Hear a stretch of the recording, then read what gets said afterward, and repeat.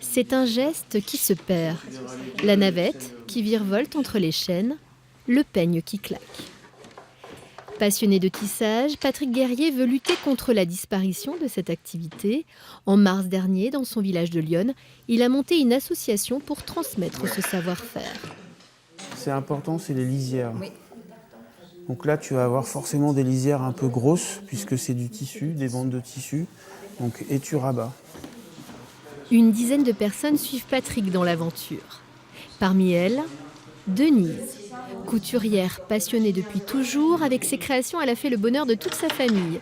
Elle tisse désormais ses propres galons, de nouvelles idées de sacs ou de bandeaux pour ses petites filles fleurissent, mais attention, pas pendant qu'elle est devant le métier. Il faut être très concentré, avoir de la patience, de la précision.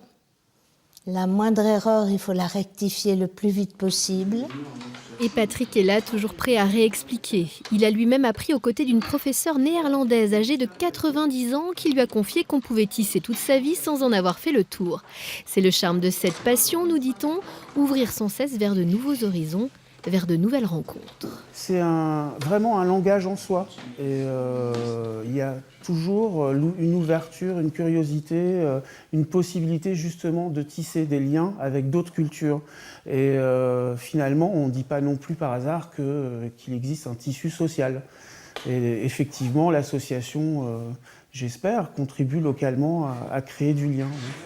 L'association a été baptisée les Tisserins du nom de cet oiseau réputé pour tisser de très beaux nids. Et si le nombre d'élèves devait progresser, c'est justement un nouvel écrin que l'association devrait trouver, un lieu pour accueillir plus de métiers et filer le parfait amour avec le tissage.